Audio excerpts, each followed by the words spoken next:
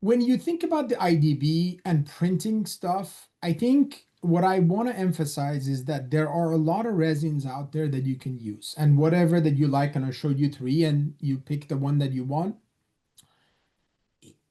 You don't have to always use the printer that is designed for those resins for, but there's a huge but. Like you can just go and buy a cheap printer, an Amazon printer. Let's say Frozen is something that I like, the Anycubic that people like it too.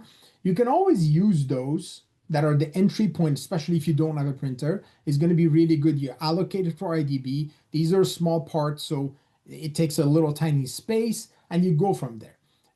The key that you need to remember is that you need to work with the resin to kind of find out the print setting, which is a process. Again, is doable. If you get on YouTube, you can learn how to do it. I'm more than happy to explain it to you if you ever wanted to do that.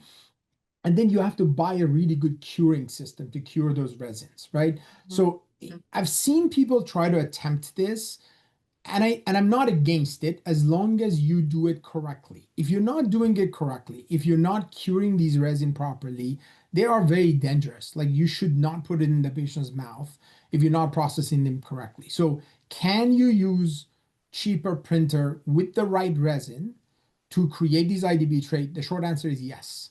There's a little bit of a work that needs to be done. And I talked to uLab people. I mean, we're going to try to provide some information on that at some point, but be careful with this. Like, that's just the only thing that I want to say. Like, use it, enjoy it. I think is very doable, but be a little careful about not creating any liability for yourself. Because if the patient get any negative reaction, then, you're just opening up a can of worm that you don't want to deal with it.